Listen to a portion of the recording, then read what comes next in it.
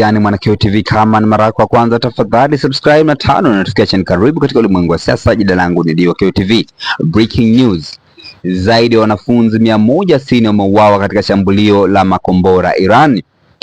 Mashambulizi ya kijeshi yaliyotekelezwa na Marekani kwa ushirikiano wa jeshi la Israeli yamesababisha vifo vya wanafunzi 169 katika shule ya Shalech iliyoko Minabi kusini mwa Irani. Shule hiyo ambayo pia hutumika kama kambi ya walinzi wa mapinduzi ya Irani ililengwa Jumamosi iliyopita. Rais wa Irani Mohamed Masoud Pezeshkian ametuma salamu za rambirambi kwa familia na waathirika, akieleza shambulio hilo kama kitendo kisicho cha kibinadamu na uvamizi wa kimataifa.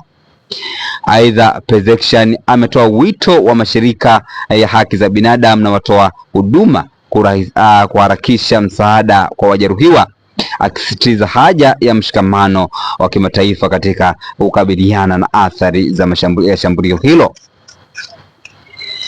Kama wana QTV, tafadhali shusha maoni yako katika sehemu ya comment section. Tunajua kwamba mashambulio ya mara kwa mara ambayo yanafanywa na jeshi la Israel kushirikiana na Marekani yamezidi kutekelezwa katika maeneo mbalimbali katika nchi ya Iran. Takriban maeneo 1000 yamelengwa katika mashambulio ya siku tatu. Jina langu Dio QTV. Tafadhali shusha maoni yako katika sehemu ya comment section. Hapo nitakuja kupitia nione una maoni gani kuhusiana na hichi ambacho kinaendelea kati ya mzozano mkali kati ya Iran pamoja na Israel. Tuna wakati ujao katika mambo mbalimbali, hasa masuala ya kisiasa. Bye bye.